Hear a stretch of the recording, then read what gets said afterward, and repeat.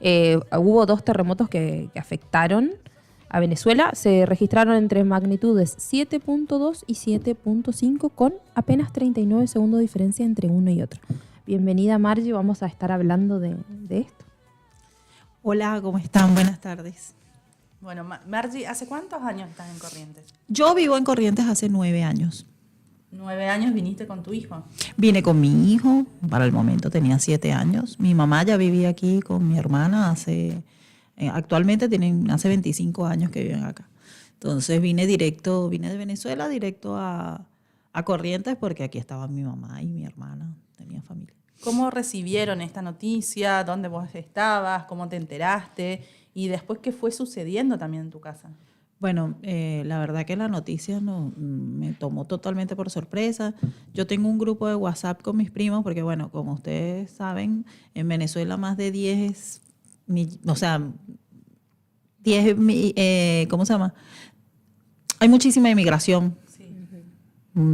Ahorita el número no lo tengo exactamente, pero bueno, se hablaba, imagínate, de 10 millones de personas que emigramos del país, que nos fuimos para otro lugar.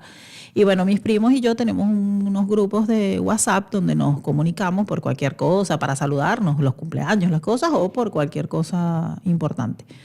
Yo llegué a mi casa el 26, llego a mi casa y veo un mensaje de una prima que está en Estados Unidos que dice, hablaron todos con la familia, ¿cómo está la familia en Venezuela? Nadie me responde. Cuando yo veo eso, yo me asusté, pero no sabía ni siquiera qué era lo que había pasado, porque yo venía llegando a mi casa justo. Cuando me pongo a buscar qué pasó, por el mismo teléfono veo que terremoto, güey, ahí me recontra asusté. Empecé a tratar de llamar a mi papá y a mi tía, que son las personas que, o sea, tengo 2 tíos allá y mi papá, las personas que tengo de familia más cercana, y no me podía comunicar. Realmente desesperante totalmente el hecho de no poderte comunicar. Claro, no había luz en el país, no había internet, no había línea de teléfono, no había nada. Después de un buen rato, más o menos 1 hora y media, me logra contestar una prima que está en Caracas también, que vive en el mismo edificio donde vive mi papá, y le pregunto, me dice, mira, aquí se sintió, pero no se sintió tanto, tu papá no está en casa, pero voy a tratar de localizarlo. Claro, yo le dije, trata de llamar en el mismo teléfono, viste, desde Venezuela a Venezuela, porque una llamada internacional es más complicado. Entonces ella intentó llamar, no podía, y se bajó abajo del edificio y mi papá estaba abajo. Bueno, y ahí me avisó, yo no pude hablar con él, pero me avisó. Y mi tía también al rato, como a las 2 horas, ya me fueron contestando, porque se fue reactivando la señal telefónica del celular de una sola compañía. Para contarle a la gente en qué localidades, dónde sucedió esto o dónde tuvo más repercusión. Bueno, mira, los epicentros fueron en Morón y en Yaracuy. Sin embargo, la mayor repercusión, lo que fue peor, es esas escenas que estás poniendo en este momento, que es el estado de La Guaira, lo que antes era el estado Vargas y ahora le cambiaron el nombre. El estado de La Guaira, que es el que ha sido más afectado.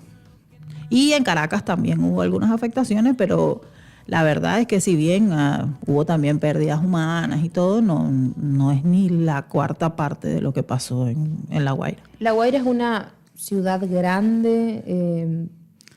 ¿A cuánto está de Caracas? Como para que la gente se haga por ahí un mapa. La Guaira está a 60 kilómetros de Caracas, está muy cerca, súper cerca de Caracas. La Guaira es una zona costera, es donde está la playa más cercana a la capital, a Caracas, es donde está la playa más cercana. Es un lugar en donde está el aeropuerto internacional, imagínate. O sea, es un lugar que nosotros... Dotado de edificios también. Claro, lamentablemente, fíjate, ahí hay un tema, ¿no? En el año 67 hubo un terremoto también. Y también esa zona fue muy afectada. Para ese momento se hicieron estudios de personas que saben de esto.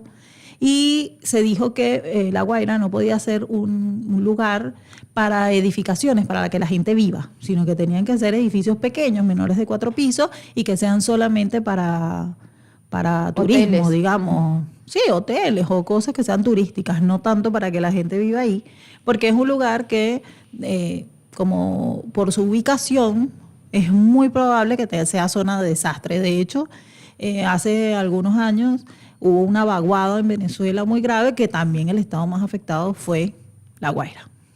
Es un lugar que no debería estar tan edificado. Sin embargo, gracias a la corrupción que lamentablemente vive mi país desde hace muchísimos años, pues se dan los permisos de edificación sin estudios previos, o no sé cómo decir, no sé si es que sí lo saben. Incluso unos chinos que estuvieron trabajando en unas empresas de construcción en Venezuela le dieron un informe a Chávez en su momento donde decía que no podía ser edificada La Guaira, y a ellos les importó eso nada, dieron permisos para la edificación, y no solo dieron permiso para la edificación, sino que además hicieron edificios de la Misión Vivienda. La Misión Vivienda es como una ayuda gubernamental que le da casas a las personas necesitadas, digamos. Sería como el Invico acá. Como el Invico, exactamente. Bueno, allá, imagínate que, bueno, construyeron eso, las zonas están afectadas, ahí dicen que realmente se cayeron más de 200 edificios, colapsaron totalmente, y más de 1.400 están a punto, o sea, los que no se cayeron están a punto de caerse. Y tiene que ver con también los materiales que utilizaron para la edificación, que eran de última calidad. Es arrastrar un error tras otro, y hoy, después de esta catástrofe, inevitable directamente. Sí, totalmente inhabitable. Y hay muchísimos edificios que se ven medio paraditos, pero igual no se pueden habitar. Ahora eso también es un problema, porque no es solamente las pérdidas humanas que se han tenido, que si bien el gobierno dice que son 2.000 y pico de personas, eso es mentira. Si se cayeron más de 100 edificios, aparte hay que tomar en cuenta algo que también fue más grave, porque La Guaira tiene muchas personas que viven en La Guaira, pero también, como es la playa, es un lugar donde la gente va a turistear. Uh-huh. El día del terremoto era feriado. Es decir, había muchísima gente turisteando. Había muchísima gente que estaba en La Guaira solo porque se había ido a la playa. Y había mucha gente que, si bien vivía en La Guaira y trabajaba en otros lugares, pues estaba en su casa porque era feriado. Era feriado, o sea, para colmo un desastre. ¿Qué es lo que te cuentan o qué pasó en los días posteriores, ¿no? Vos contabas la comunicación o cómo fue esto con tu papá, ¿no? Pero y después, ¿cómo fueron viviendo ustedes, ¿no? ¿Se iban enterando también de algunos casos? ¿Cómo fue? Bueno, mira, sí, por supuesto que nos fuimos enterando. Yo lamentablemente recibí la noticia de dos compañeros, amigos que fallecieron, junto a toda su familia. Y perdón. Es que conmociona, porque enterarse de que ocurre una catástrofe de estas magnitudes y saber que hay personas que uno obviamente aprecia y que quiere que cualquiera esté bien, enterarse de esas noticias es muy fuerte, es muy duro, a la distancia encima. Es muy duro. Golpeado mucho, ¿no? Muchas veces fue golpeado. Es muy duro porque no es solamente porque sean los amigos de uno. Yo creo que vi una imagen que siempre la pongo en mi estado, que dice que si bien mi familia está bien, yo no estoy bien, porque toda esa gente es mi familia. Claro, también. Y uno así termina sufriendo y no puede abrazar a los suyos. Da como esa impresión, ¿no? Por más de que, como vos decís, tu familia está bien, tu hijo, tu papá, tu mamá que están acá, pero uno quiere abrazar a su hermano, por así decirlo, que está en otro lado. Y hoy por hoy no puede, y tal vez enviar ayuda también es bastante difícil. Sí, por cierto, hablando de las ayudas, fíjate que, bueno, lo que pasa es que en Venezuela tenemos un problema, que es lo que hace más grave esta situación, que no es solamente un problema por el terremoto. Es un problema que venimos arrastrando hace muchos años. Fíjate que, por ejemplo, yo hoy, si hay personas que me escuchan y están ayudando a Venezuela, les pido que por favor no lo hagan a través de la Cruz Roja, por ejemplo. Imagínate que es una institución en la que nosotros lamentablemente no podemos confiar.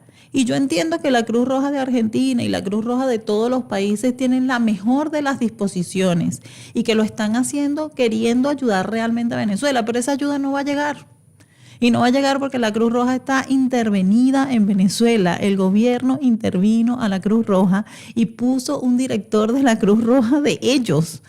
O sea, imagínense la magnitud de los problemas que tenemos en Venezuela, que Venezuela es capaz, o sea, esa gente fue capaz de intervenir una institución bueno, que es respetada en cualquier parte del mundo y que en Venezuela no puede ser respetada porque sabemos que no va a llegar la ayuda. Imagínense ustedes que el gobierno, en lugar de ayudar a las personas que están pasando por esta situación, se ha dedicado a pedirle documentos a los rescatistas y a molestarle en sus labores de trabajo que ha sido ininterrumpida y que ha sido con las uñas, porque tampoco hay nada, ni linternas, ni pala, ni nada, ¿ok? Y que ha sido con las cosas que ellos han podido trasladar, ¿verdad? Y con la ayuda de la misma gente que de los edificios, que se quedó en sus edificios a ver, buscaban dónde más o menos estaba el mueble, que yo sé que este es el mueble, bueno, por aquí estaba mi casa y por ahí buscan a las personas, claro, por ahí buscan a las personas. Imagínate que en lugar de ayudar han entorpecido la ayuda. Imagínate, hay cosas que no se pueden creer y que parecen tontas, pero que no se pueden creer. Todavía hay gente con vida ahí. Antes de ayer sacaron a 18 personas vivas. Ayer sacaron a un señor que estaba vivo. Hay edificios, como son tantos, a pesar de que hay muchísimos rescatistas, y que aprovecho esta oportunidad para agradecerle a todos los países, incluyendo Argentina, por supuesto, que mandaron personas, mandaron rescatistas, bomberos, enviaron insumos, hasta animales de rescate fueron enviados desde otros muchísimos países perros, para ayudar. Muchísimos perros. De aquí a Argentina fueron 4. Pero de todos los países hay muchísimos perros que han ayudado. Estados Unidos y otros países también llevaron unos equipos que son como que esos equipos son unos dispositivos que se ponen cerca del lugar y pueden sentir hasta calor humano y pueden sentir una vibración que determina que hay personas ahí. Bueno, eso. Pero imagínate, el gobierno ahora lo que está queriendo es terminar de demoler las cosas para empezar a llevarse los escombros. Y lo están haciendo en lugares donde todavía se sienten vibraciones de gente viva. De personas que pueden estar vivas. Sí.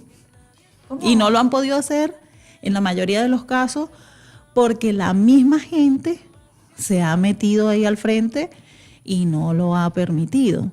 Hay muchísimos edificios a los que ni siquiera ningún rescatista no llegó todavía a mirar, porque es que es tanto el desastre, la magnitud del desastre es tan grande que ni las personas ni los rescatistas son suficientes para poder ver todo el desastre. ¿Cómo es justamente esa convivencia entre el Estado, los rescatistas? ¿Sabés cómo más o menos se están organizando? Y por ahí siempre tiene alguien más poder o liderazgo. ¿Cómo se está manejando todas estas situaciones, no? No, el manejo es terrible como siempre, lamentablemente.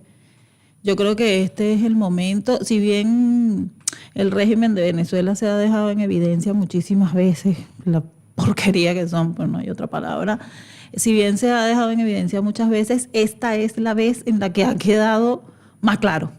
O sea, la falta de humanidad. No hay coherencia, no hay humanidad, no hay ganas de ayudar, no hay absolutamente nada. Imagínate que antes de ayer ellos citaron a los rescatistas de Suiza, de Italia y de otros tantos países más, ¿verdad? Los citaron a Caracas a hacer un acto para condecorarlos, que tardó yo no sé cuántas horas condecorándolo, horas que podían estar utilizándose para sacar gente que se está muriendo. O sea...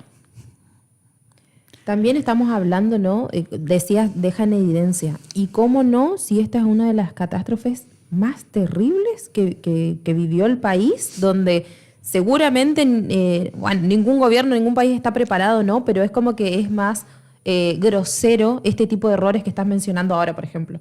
De decir, los vamos a llevar a un acto, y si todavía no terminó, ni siquiera se acomodaron las cosas, hay gente que todavía está desaparecida, hay gente que, como decís, puede estar con vida. ¿Cómo nos vamos a ocupar de otras cosas si esto es más importante? No, terrible. Si tú revisas las redes sociales de los topos de México, te das cuenta que hay uno de ellos, sobre todo, que está súper recontra molesto y obviamente entendible, porque él estaba tomando un video de una persona que estaba por rescatar, que tenía 2 paredes, o sea, su pierna estaba aprisionada con unas paredes. Entonces, claro, ahí están ellos que tienen conocimiento, pero también hay muchísima gente, como les dije, que es del pueblo venezolano, que tiene su familia ahí, que no tiene conocimiento y que está ayudando. Y entonces lo que hacen los rescatistas que tienen el conocimiento es tratar de guiarles y decirle, mira, esto sí lo puedes hacer, esto no, vamos. Y por supuesto que aceptan la ayuda porque es necesaria. Entonces el muchacho tenía la pierna entre dos paredes. Y el señor que ahorita no recuerdo su nombre, pero que es de los Topos de México, dijo que no se le podía sacar la pared que tenía encima de la pierna porque hay un síndrome que se produce cuando hay un aplastamiento, que si se le saca, como eso formó un coágulo, muy seguramente ese coágulo se podía ir al riñón y lo podía matar instantáneamente. Entonces que había que hacer otras cosas. Él tomó un video de cómo estaba la pierna del muchacho y cómo estaba el muchacho en la ubicación para irse a llevar a un paramédico que estaba en otro edificio, para que el paramédico le diga qué tenían que hacer. Bueno, le sacaron el teléfono porque era espionaje. No. Casi se lo llevan preso. Él pudiendo explicar todo esto que vos nos explicaste en un ratito, en un segundo, y terminar con ese altercado, digamos. Y salvar a una persona. Claro. Que hoy no sabemos si esa persona recibió la ayuda, pudo o no. No sabemos. Ahorita actualmente tenemos un problema que hay uno que le dicen el Topo de la Guaira, que era un muchacho que desde el día 1 estaba ayudando, excavando, parece que tiene una fuerza, o sea, no sé de dónde sacaba la fuerza para sacar pedazos de pared, de muro, de todo. Entonces él estaba ayudando en todo y por supuesto en la medida que ayudaba hacía denuncias acerca de las porquerías que hace el gobierno, porque realmente entorpecer, si para uno que está fuera del país es doloroso, para ustedes que ni siquiera conocen Venezuela, es doloroso. Imagínense para una persona que tiene a sus familiares ahí.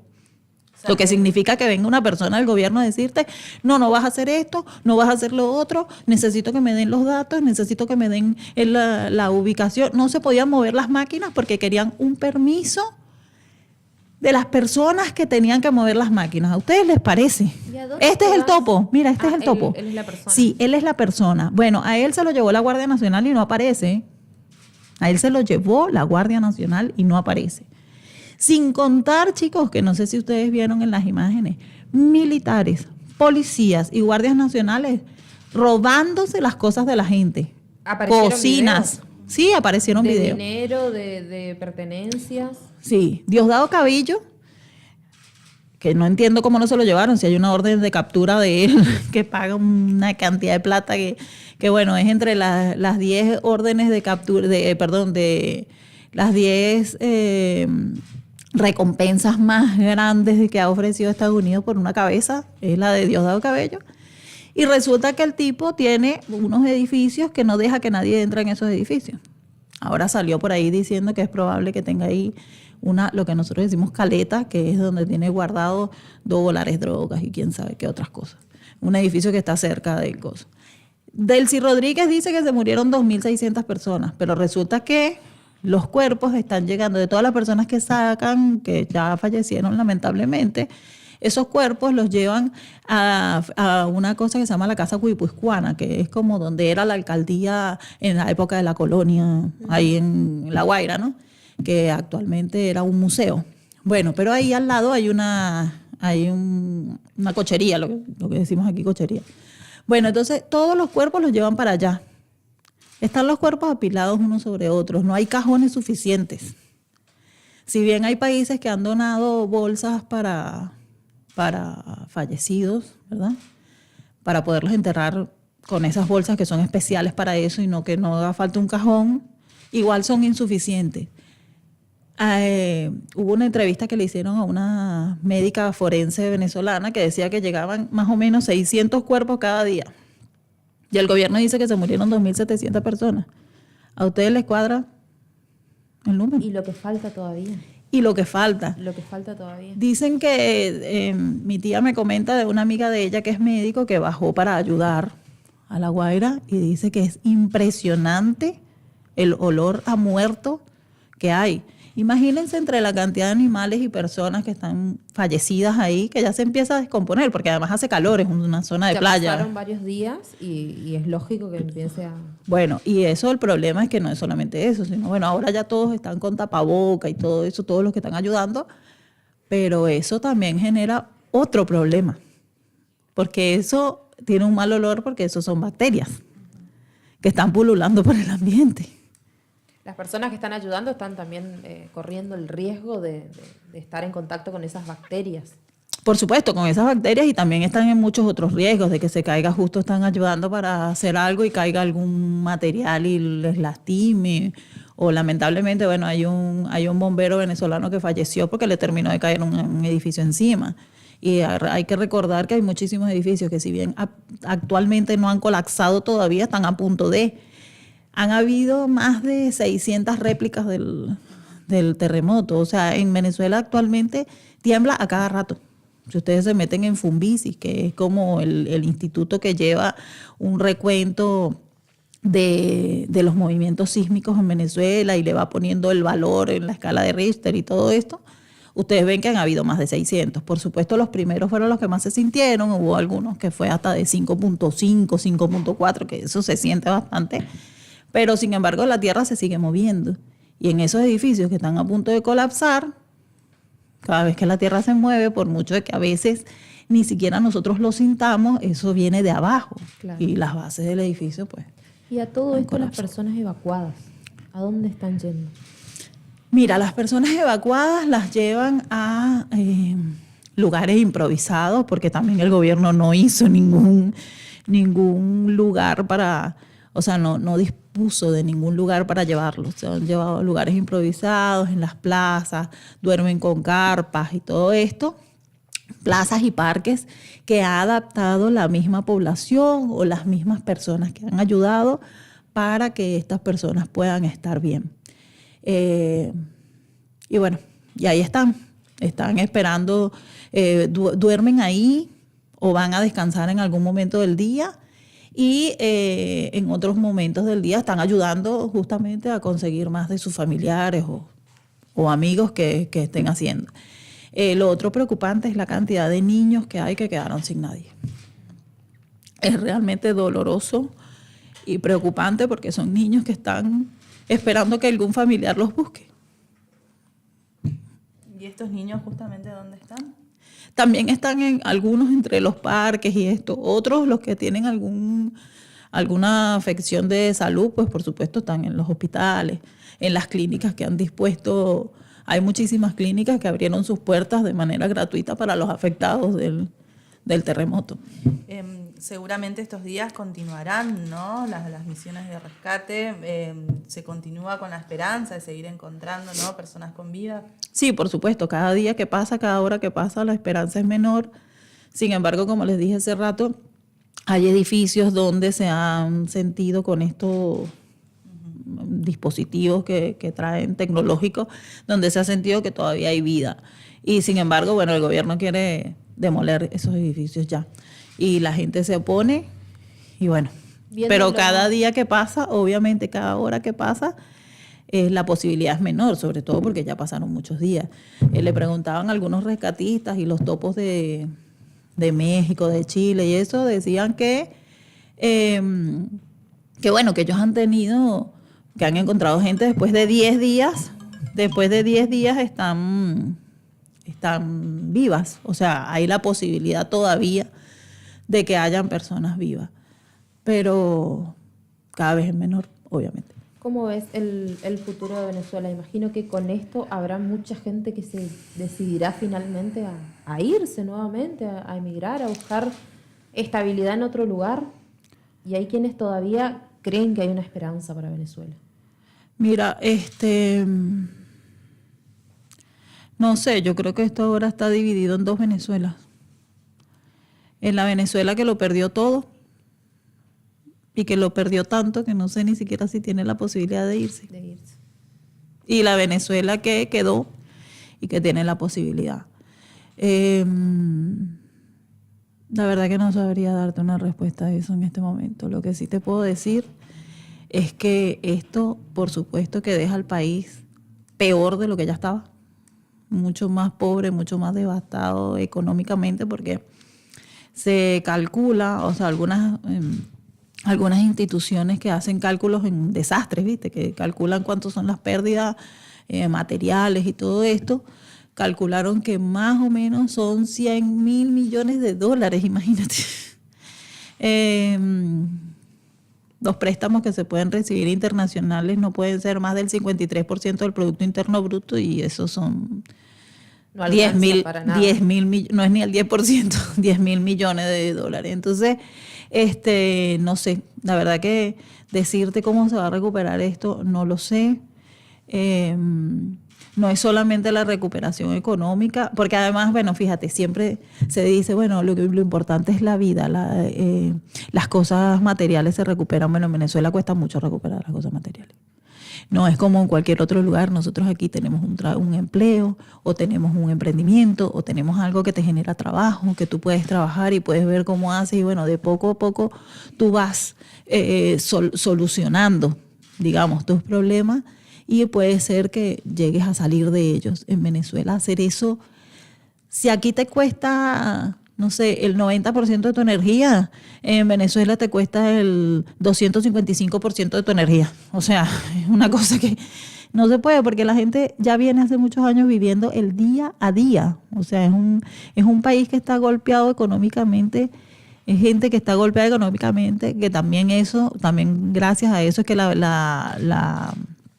¿cómo se llama? La tragedia fue tan fuerte también, porque casas, edificios que tampoco tuvieron un mantenimiento adecuado, no se les revisó en su momento, y bueno, ya venían mal.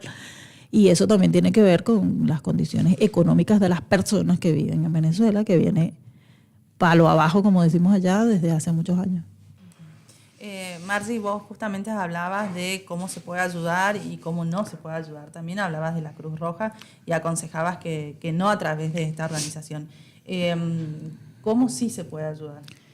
Bueno, mira, a las personas que vivimos acá, que tienen familia que necesita la ayuda directamente, o que saben que la va a hacer llegar, y si no, bueno, no es la más fiable, pero es bastante más fiable ACNUR, pero no a través de la Cruz Roja. Y como digo, repito, porque no quiero que se tome como que yo no quiero a la institución como tal, o que yo no valore lo que ellos están haciendo. Yo valoro a la Cruz Roja, que hace todo internacionalmente, o sea, en los otros países, solamente que en Venezuela, la Cruz Roja venezolana específicamente, no el resto del mundo, tiene una característica particular. Obviamente ellos como institución recogen los fondos en otros países y lo van a hacer llegar a la Cruz Roja venezolana, porque esa es la forma, que es el deber ser, y se supone que la Cruz Roja debía llevar eso, pero considerando que es una institución que está intervenida, pues no es lo mejor. Acá lo podemos hacer a través de Mercado Pago, hacerlo preferiblemente ACNUR. Aprovecho la oportunidad para decirles que nosotros el 11 de junio va a haber una clienta mía, muy amablemente, que tiene ¿cómo se llama? Un salón de yoga. Va a dar una clase de yoga en un local, ¿puedo decir el nombre del local? Sí. De Piba, en la Costanera, ¿verdad? Va a ser el sábado 11 a las 11 de la mañana. No va a cobrar una inscripción para participar de la clase de yoga. Solamente que la persona enseñe un comprobante de que colaboró para Venezuela. Eso es lo único que necesitan llevar, y la colaboración la pueden hacer a través de Mercado Pago a ACNUR directamente. Bajan el comprobante y ese comprobante se lo muestran a Steffi, y ahí van a poder participar de la clase. ¿Querés repetir el día, el horario, todo? ¿Y dónde se puede encontrar más información? Es el sábado 11, a las 11 de la mañana. Va a ser en la Costanera, en el local que se llama Piba. No amerita, es una clase de yoga abierta.